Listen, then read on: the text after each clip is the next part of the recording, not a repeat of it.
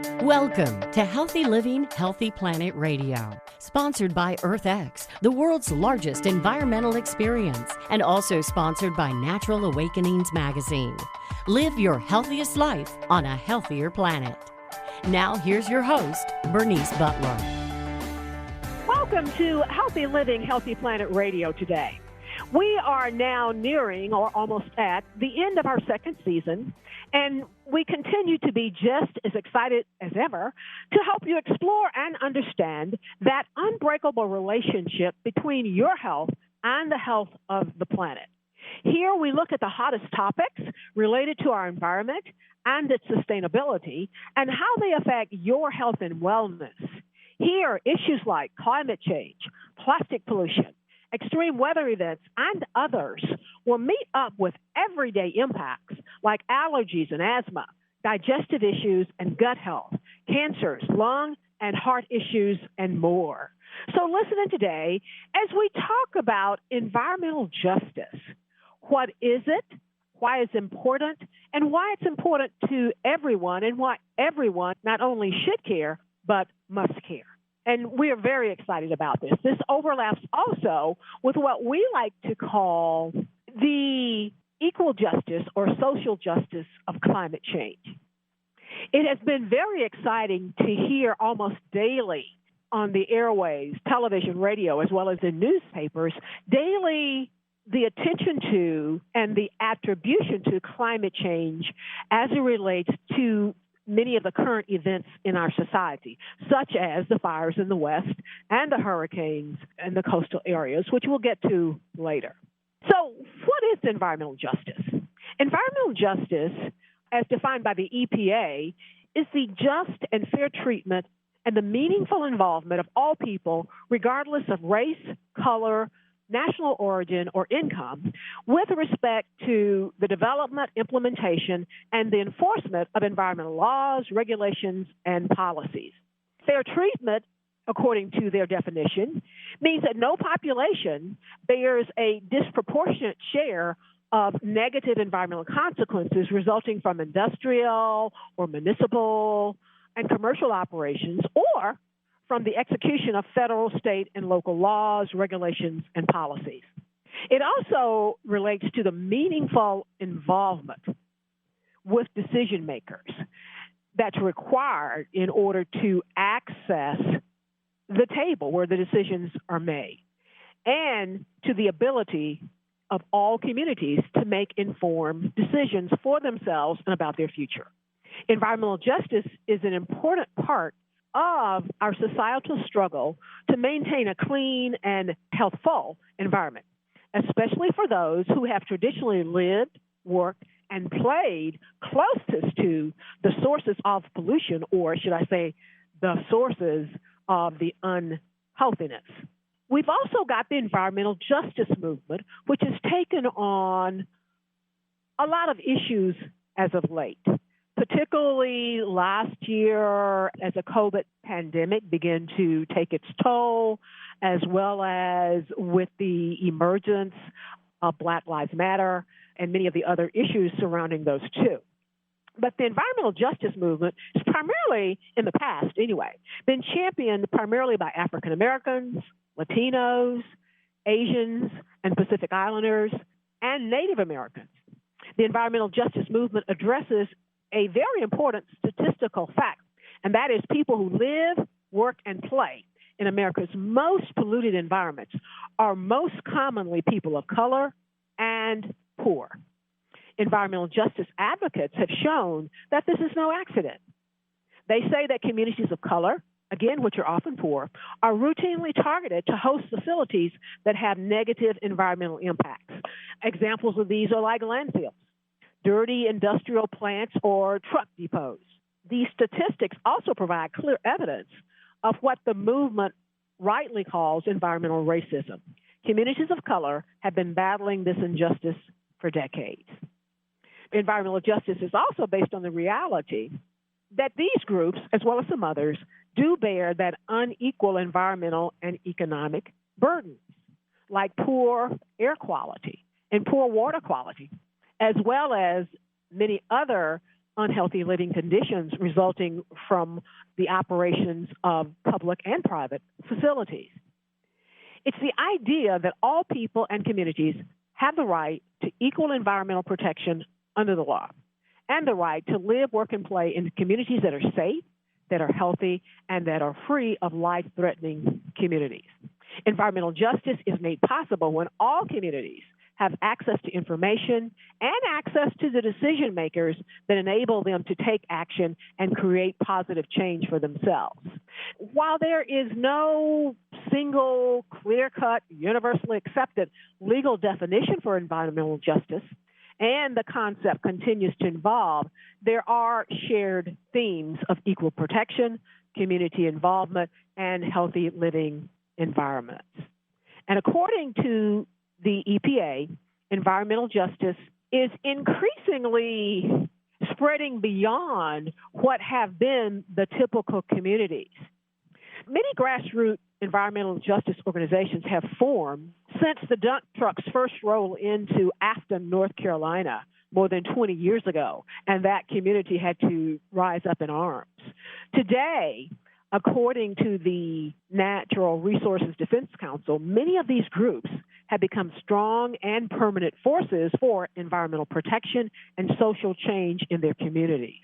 For example, the Concerned Citizens of South Central Los Angeles, which is a housing and community development corporation that helped to lead the fight against the now infamous Lancer incinerator in the late 80s, provides leadership on environmental issues and a range of other social justice issues to not only South Central LA, but all of Los Angeles. Another example is the West Harlem Environmental Action Group, which was created in 1998 to fight the siting of the North River Sewage Treatment Plant, and it has gone on to spearhead action on many other environmental problems in New York City as well as the entire state. And there are many others. Environmental justice can actually trace its roots back to the civil rights movement and many of the social justice events in the early 60s, such as when Latino farm workers in California organized and fought for workplace rights and health safety, or when African-American students in Houston protested a city garbage dump in their community, as well as some other fights in Harlem. These events laid the foundation for the protests that we talked about earlier in North Carolina, when the people there were protesting the dump trucks rolling into their community. As they say, necessity is the mother of invention, and so that has been the case with many of the environmental movements. But the good news is one environmental movement or one group or one effective group of environmental activists beget many others, as well as many NGOs that develop and are well-funded to pursue the science-based and the statistical data that many of these grassroots, neighborhood-based organizations need to make the changes that they've been able to bring about. The environmental justice movement has broadened, though, the perspective of the environment well beyond the original scopes of conservation and preservation of natural resources, and again moved to include work, play, learn, and the places we pray, as well as to cover jobs and many other ancillary services. The environmental justice movement is now an intergenerational, increasingly being led by our youth. It's a multiracial and an international movement that promotes environmental, economic, and social justice by recognizing the direct link between economic, environmental, and health issues. They are inextricably connected. In fact, on our next program, we're going to look very specifically at the economics of environmental justice, which, of course, we believe is helping to fuel the increasingly spreading recognition that it's not just the typical and vulnerable communities. Increasingly, everyone is vulnerable to a lot of the environmental issues that the low-income and minority communities have been typically burdened by in the past. Environmental justice also refers to cultural norms and cultural values, rules, regulations, behaviors, policies, and, of course, decisions to support sustainability. It refers to a situation where all people can hold with confidence that their community, as well as their natural environment, is safe and productive. Environmental justice is realized when all people can realize their highest potential without being interrupted by environmental racism or the inequities. It is supported by decent paying jobs, secure jobs, quality schools, and quality recreation, as well as decent housing and adequate health care, as well as democratic decision making. It cuts a broad swath. And the community of environmental justice is one in which both cultural as well as biological diversity are respected. And it's one where there's equal access to institutions and ample resources to grow and prosper. Before we look at some other environmental justice exemplary projects that really help to grow the field, we're going to go ahead and go to break now, and we want to give a shout out to our sponsors. That is Natural Awakenings, Dallas-Fort Worth Magazine, the Green, Healthy, and Sustainable Living Authority for the DFW Metroplex and North Texas community. Print issues of Natural Awakenings can be found in all Whole Foods markets, natural grocers, central markets, sunflower shops, and many, many other locations, as well as available free for download online at nadallas.com. Check them out. Our other sponsor is North Haven Gardens, serving the Metroplex since 1951, the most respected horticultural establishment in North Texas, offering gardening and plant education, concierge services, DIY classes, gifts, and more. Check them out at nhg.com.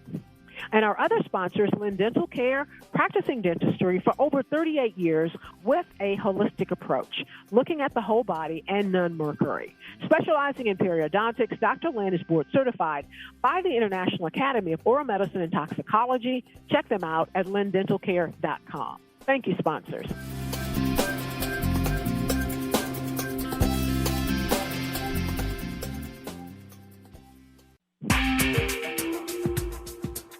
Welcome back to Healthy Living, Healthy Planet Radio, to today's show, Unscripted, on environmental justice. What is it, why we should care, why we must care, and how it affects everyone.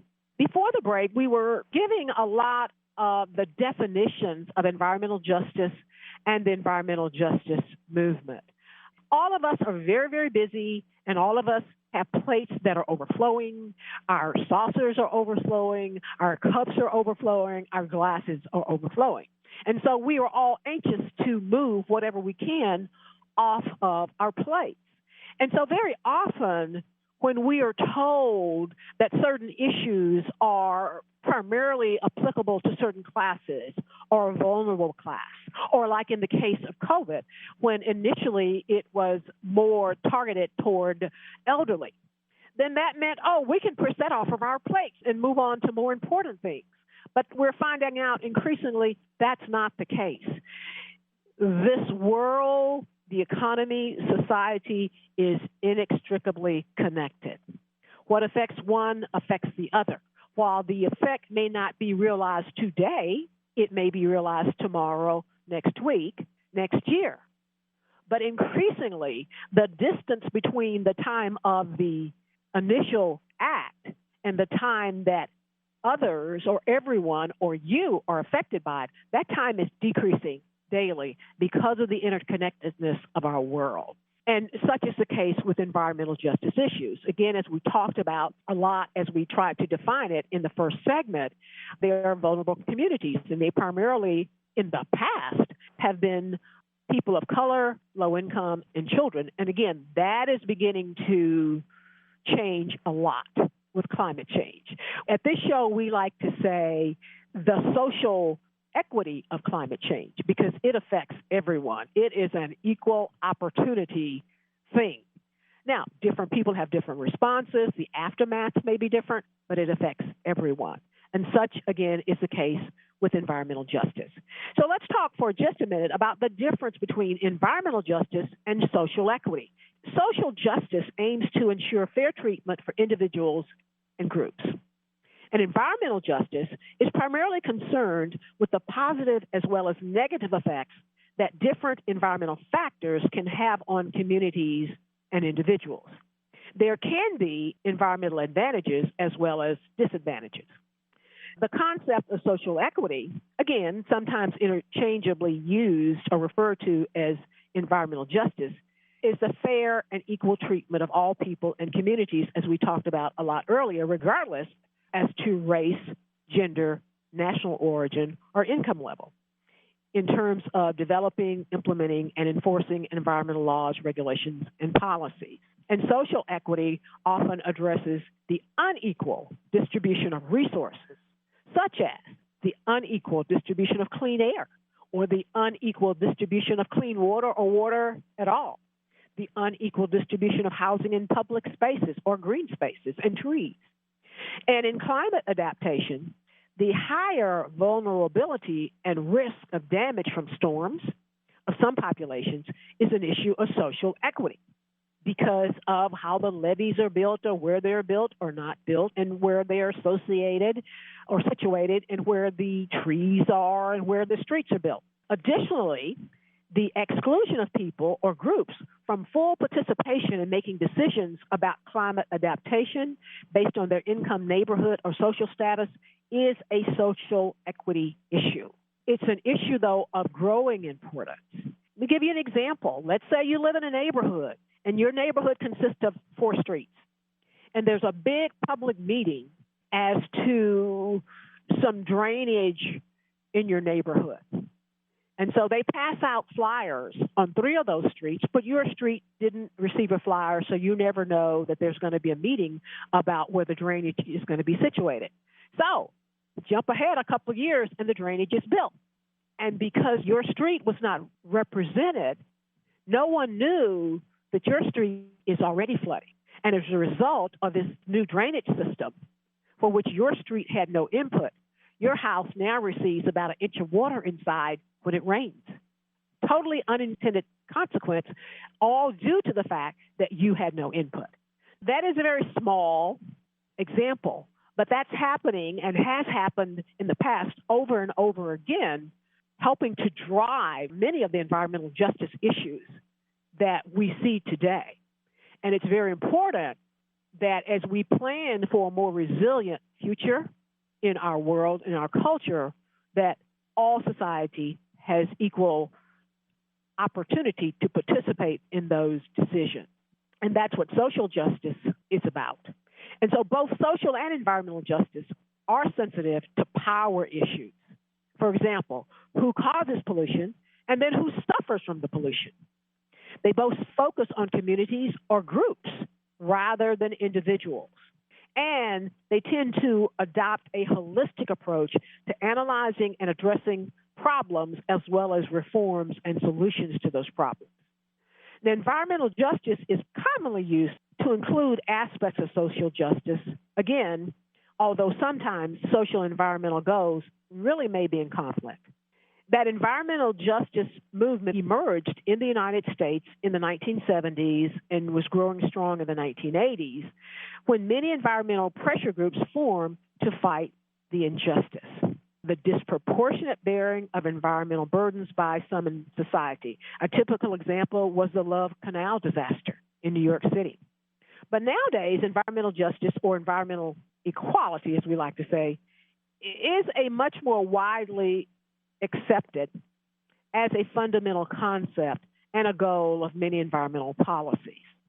Environmental justice has been particularly relevant, though, in the area of urban green space in 4 areas, and that is the siting of industrial facilities and their impacts on local residents. It is almost a given in almost every locale across this country that there has to be public hearings or zoning hearings or opportunities for communities to comment and hopefully stop, if it's not a good thing, when industrial facilities and plants are proposed to be built in their communities. Another area is access to environmental benefits and services in socially and economically disadvantaged areas, as well as restoration of contaminated industrial sites, as well as the inclusion of local residents and stakeholders' views in planning and development issues, similar to what we discussed earlier. Want to talk now about the intersection with environmental justice and social equity as it relates to a lot of the issues and things that we're seeing on our television every day. A lot of those also go to or deal with the environmental health perspective of environmental issues. And so from environmental health science perspective, it's very, very important that we have a clear and workable definition so that questions of environmental justice or environmental injustice can be looked at with a science-based lens as well as tested. And so a very practical definition for environmental justice from that perspective is going to deal with issues of how is fairness, how is equity, how is it defined in terms of the procedure, what is the scope of the concern, what sources and hazards and over what area are we going to look at, and how is unfairness or inequity characterized, and then what individuals or groups are the focus of concern. In other words, is there a certain individual group attributes such as race, ethnicity, lower income status that are shared by the people who are systematically and involuntarily suffering a disproportionate of something? And then what is the likely root of unfairness or injustice? That is, are the disparities we see when we look at these situations caused by intentional discrimination, by political expediency, which is often the case, or by utilitarian policies or decisions, or by neighborhood transitions?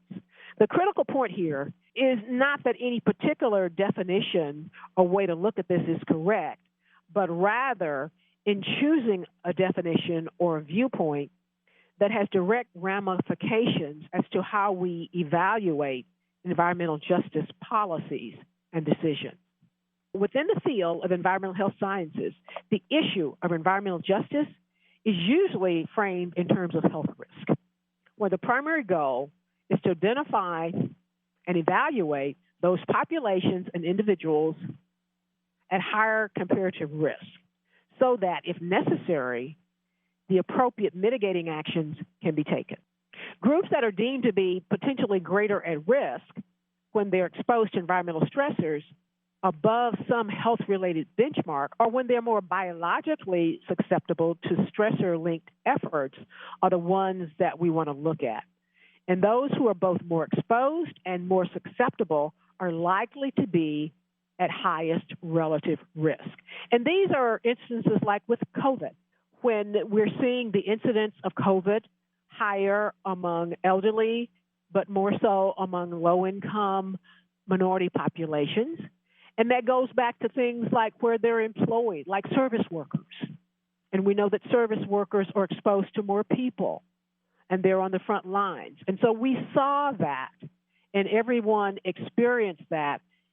And we think that we've moved that whole ball in terms of environmental justice a lot further just living through this COVID pandemic, when people have seen and experienced how they may not be part of that vulnerable population, but they are indeed just as affected.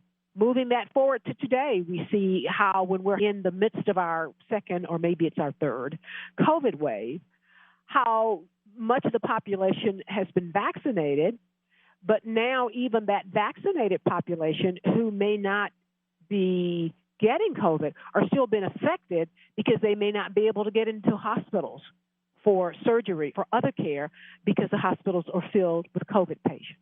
Again, a very pointed example of how we are interconnected, and that why we must all care and why we're all affected by the issues of the vulnerable population. We want to talk, though, about probably the two issues that we're seeing all along, but first we're going to go to break. And after the break, we'll talk more about the wildfires and the hurricane.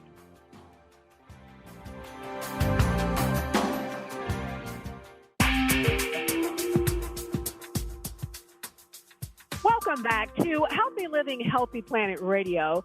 Today's show on environmental justice, what is it, why everyone must care, and how it affects everyone, as well as its relationship to the social equity of climate change. And this is unscripted. Before the break, we were talking a little about the health effects of environmental justice. But we want to now move on to putting environmental justice in the framework of the two climate-related issues that we are seeing daily, and that is our wildfires in the West and the hurricanes and the flooding in the East. I think I mentioned earlier, it is very encouraging for folks like us here at Healthy Living, Healthy Planet Radio, as well as our partners, the scientists, the researchers, and the environmental-related organizations that we work with. It's very encouraging for us to daily, several times a day, clearly hear the wildfires in the West being attributed to climate change, as well as the issues with the hurricanes and flooding in our coastal regions being attributed to climate change. That's important that people are constantly hearing that, to know that, and to understand that. It's important because, number one, all of these issues and more of them are going to, as we see, become increasingly more prevalent. We're seeing that the wildfires are becoming bigger every year, and many times during the wildfire season, which is expanding, by the way. We're hearing that this is the biggest fire. We thought last week was the biggest. Similar thing happening with the hurricanes. I believe that the Hurricane Ida was bigger than the last known big one, and that was Katrina. And with hurricanes, even though we are strengthening our systems, they are still getting so big that it's becoming increasingly difficult or unimaginable as to how we prepare for them and build our resilience against them. But again, these natural disasters, in any natural disaster, has environmental justice and social equity implications, in that very often, especially in the past, it has been those vulnerable populations that have received the brunt of the burden. But that, too, is increasingly changing. The wildfires do not necessarily go to the low income or neighborhoods, or the neighborhoods where the people of color live, and said, we're going to start here. They're going everywhere. They're equal opportunity. The same thing when the hurricanes come on shore. In many cases, though, they are ancillary, perhaps historical issues, perhaps unintended issues, that create a bigger burden for the vulnerable populations. But again, that is constantly changing. Globally, environmental disasters impact billions of people, and they cost trillions of dollars in damage, and their impacts, again, are felt most acutely by those vulnerable populations. Wildfire in the U.S. have similarly outsized impacts on these vulnerable communities. Record-setting wildfires have torched huge swaths of our western states in 2020, and in 2021, each one continues to get bigger and bigger. They have blotted out the sun. They have produced hazardous air pollution in cities far from the blazes and sent toxic smoke wafting clear across the country and beyond. And these far-reaching effects are no longer aberrations. Stanford scholars wrote in research they published recently in the Proceedings of the National Academy of Sciences, the number of homes at direct risk from wildfires and the investment in firefighting resources to protect them is on the rise. Nearly 50 million homes in the U.S. now sit in what they call the wildland-urban interface. This is where houses are close to forests and highly combustible vegetation, according to the authors of this report. Moreover, being in close proximity to trees, bushes, and wilderness, which typically is a good thing to be close to nature, but even that is no longer a prerequisite for suffering the impacts from the wildfires. Marshall Burke, an associate professor at Earth Systems Science at Stanford University's School of Earth, Energy, and Environmental Sciences, and his colleagues estimate that wildfires have accounted nationwide for 1/4 of the toxic fine particle pollution, or particulate matter, as they call it, PM. And that's up from 10% a decade ago. And it accounts for about half of all pollution in parts of the western United States. Burke and his team say climate change is the primary driver of these changes. Climate change is the primary driver of the wildfires. And this particular climate impact is one that we need to pay more attention to. It used to be years ago that you had this wildfire season, and that seems to be spreading. Every year, it becomes longer and longer. Just like every year, the hurricanes become stronger and stronger. The societal burden of wildfires is growing for three main reasons, Burke says. The first is a century of fire suppression, that is putting out fires as fast as we can, which has led to a buildup of the unburnt fuel. The second reason is the growing human encroachment onto the wildfire-prone areas, and in particular, a large increase in the construction of homes in the wildland-urban interface. And that is those urban tree areas that are on the edges of the forest we discussed earlier. And then the third and final reason, and probably the most important driver, again, is climate change. And that is from dried out forest, killed trees, and it's made all of this much more flammable. And each of these trends has been decades in the making.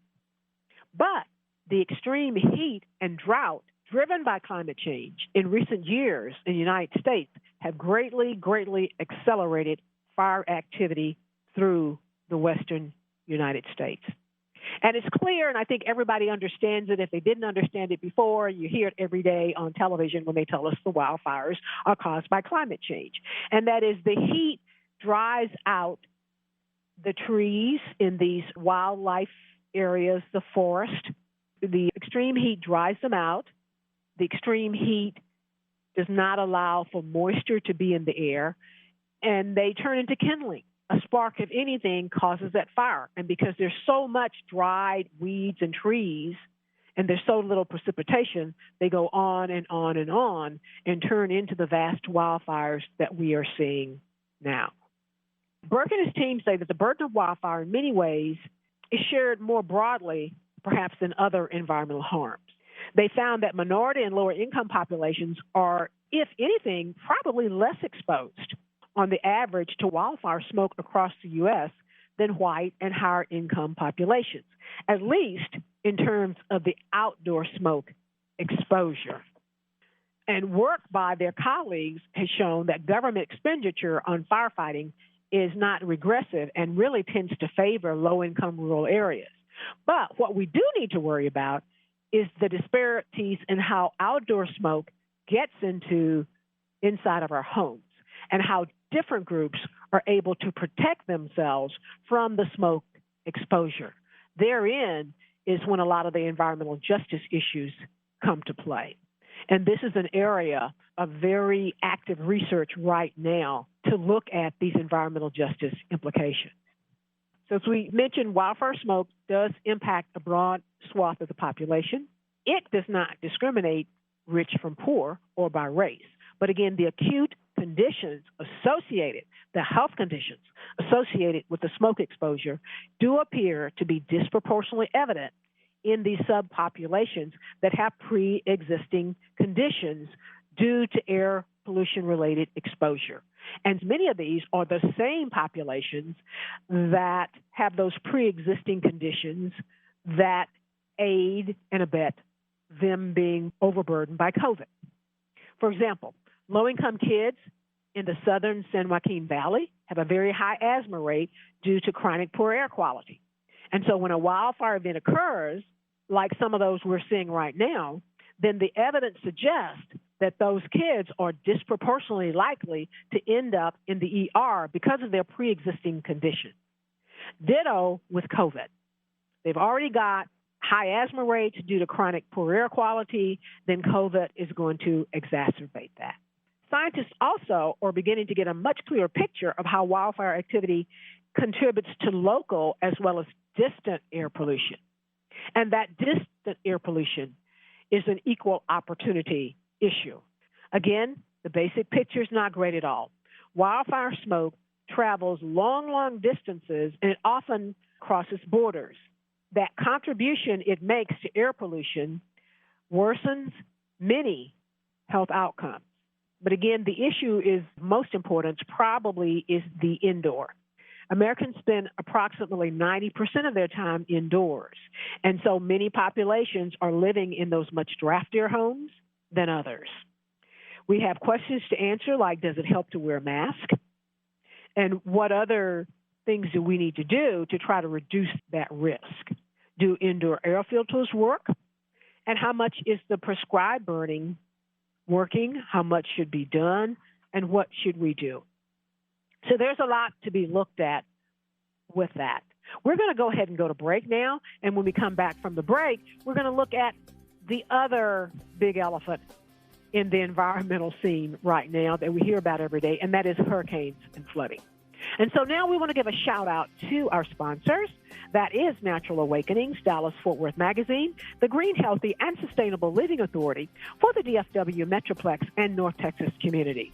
Print issues of Natural Awakenings can be found in all Whole Foods markets, natural grocers, Central Market, sunflower shops, and many, many other locations, as well as available free for download online at nadallas.com. Check them out. Our other sponsor is North Haven Gardens, serving the Metroplex since 1951, the most respected horticultural establishment in North Texas, offering gardening and plant education, concierge services, DIY classes, gifts, and more. Check them out at nhg.com. And our other sponsor is Lynn Dental Care, practicing dentistry for over 38 years with a holistic approach, looking at the whole body and non-mercury. Specializing in periodontics, Dr. Lynn is board certified by the International Academy of Oral Medicine and Toxicology. Check them out at lindentalcare.com. Thank you, sponsors.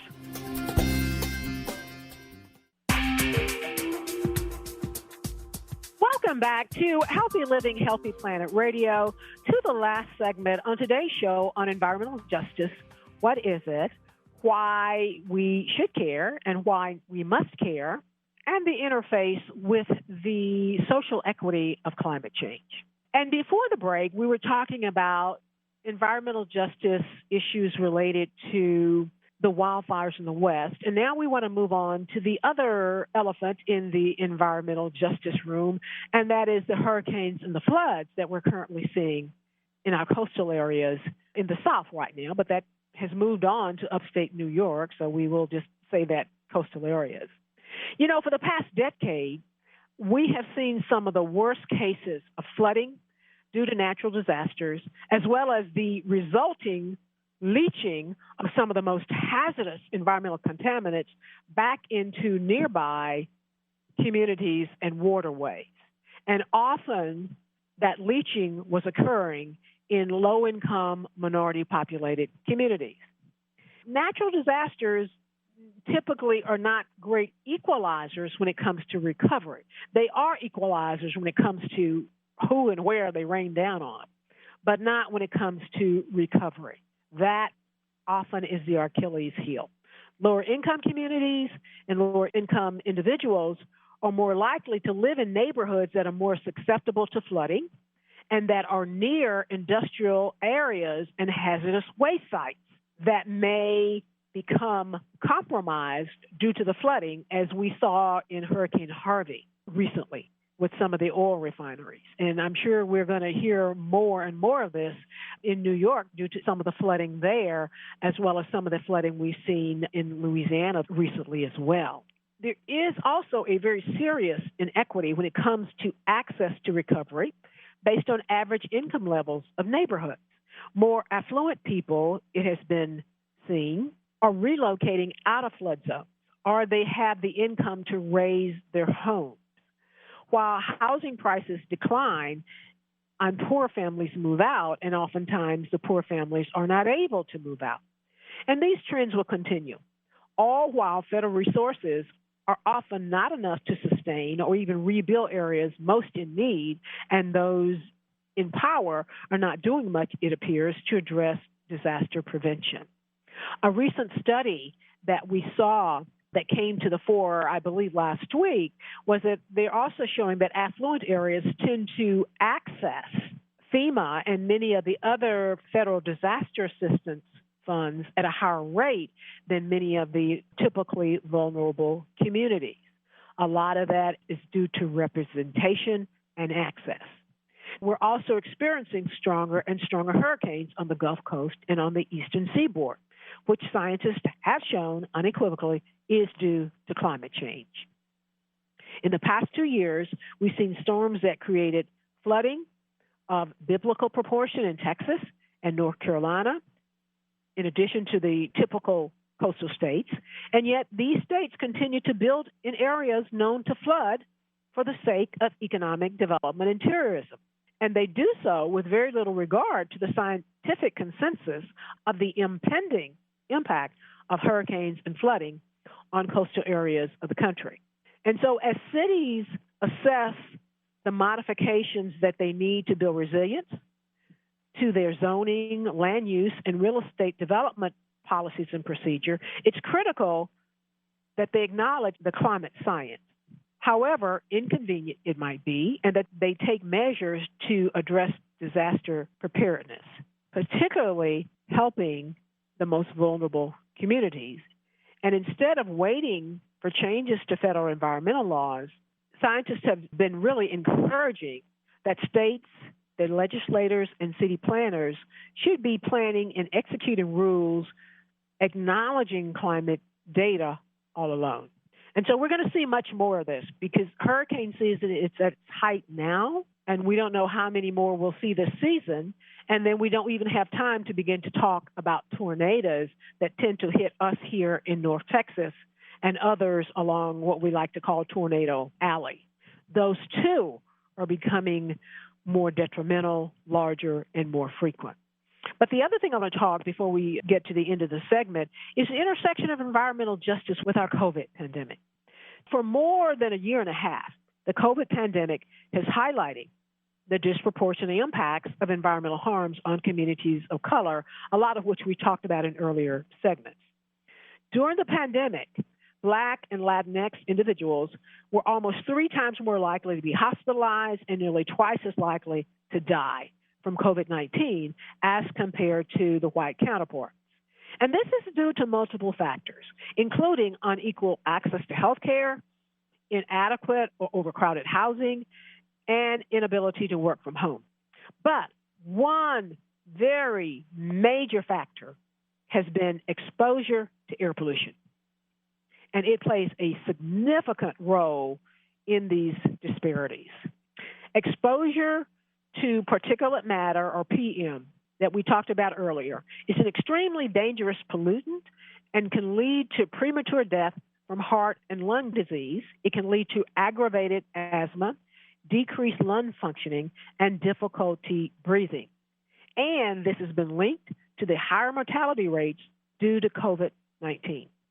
The side effects of particulate matter exposure overlap directly with COVID-19 risk factors identified by the U.S. Center for Disease Control and Prevention. And they represent a stunning example of how health outcomes are affected by environmental inequities. The COVID-19 pandemic has made it very clear that communities are paying the price of poor air quality, and it's past time, really, for the United States to provide adequate funding and investments to reel in a lot of these disparate effects of environmental harms in our community. It's also time that we realize that this is moving quickly and rapidly moving beyond the vulnerable communities. The smokes from the wildfires in the West are coming all the way over to the East Coast. And that particulate matter that they put into the air is polluting the air for all of us, those that are not just close to the pollution. Again, they're the brunt because they've got many other things that are polluting their air, but it's hurting all of us and thus increasing the susceptibility and the results of COVID in all of us. We are all inextricably connected, just as the environment and our health is inextricably connected. So what's happening in other parts of the world? Well, the major environmental problems globally, and perhaps worse in many cases, many places, most places, other than here at home in the U.S., are air pollution, global warming, ozone layer depletion, acid rain, natural resource pollution, overpopulation, waste disposal, deforestation, and loss of biodiversity. A big issue contributing to environmental justice issues in other parts of the globe is land degradation. That is the deterioration or loss of the productive capacity of soils for present and future use. And this is a global challenge that affects everybody. Again, not us so much yet, but everybody. And it affects everyone through food insecurity, higher food prices, climate change, environmental hazards, and the loss of biodiversity and ecosystem services. Another thing that we're seeing that scientists as well as sociologists are beginning to connect the dots for us is the presence and the increase of environmental migration. As certain parts of our globe and parts of our world become uninhabitable because of the heat, or people begin to flood out because the land is not workable, it would not produce food, and they don't have food to feed their families, they leave and they move to other countries. Many feel that this is perhaps the genesis of a lot of the nationalism that we're seeing politically. But irrespective, we're going to see more and more and more of this. A lot of the island nations, as global temperature rises, their sea level rises, their land mass begins to decrease. They're not able to subsist or make a living off of their fishing industries. They're going to pick up and move to other places and become climate immigrants. We are seeing it, more and more of it. And I expect that in the near future, we'll see that clearly attributable to climate change, as we are seeing daily in the news as it relates to wildfires and a lot of our extreme weather events. So what can everyday people do in their everyday lives to help drive solutions? That is the question we always ask on Healthy Living, Healthy Planet Radio. Too often people think that this is not applicable to them. Again, it's only that vulnerable population and they aren't a part of it. Hopefully we have shown through some of this discussion over this last hour that we're all vulnerable. And if we're not directly vulnerable, those who are vulnerable contribute to our livelihood and in other ways make us vulnerable in ways like perhaps taking up hospital beds due to their illnesses, where then we cannot get in the hospital for other things that come up with our health. So we're all interconnected. But what we can do is take those small steps every day toward preserving our resources that cannot be replicated. But another important thing that everyone can do is to talk about this. Talk about how we're having extreme weather events and connect the dots for each other about what those extreme weather events cause, like flooding, droughts, wildfires, hurricanes, and tornadoes. This is a lot, and we will continue to explore more on environmental justice, and we're going to look at next week the economic issues of environmental justice. So join us again next week. Thank you. And thank you, audience, for listening in to Healthy Living, Healthy Planet Radio today. The conversation starts here, but our goal is for it to continue in your homes, in your social circles, your workplaces, at the water cooler, and in the grocery checkout line, so that we can all work together to realize that healthy living is simply not possible without a healthy planet.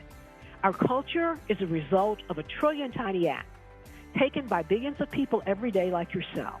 And each of them can seem insignificant, but all of them add up, one way or the other, to the change that we each live through. This is your host, Bernice Butler. Thank you for listening in today. Hopefully you've been made smarter. We'll see you again next week.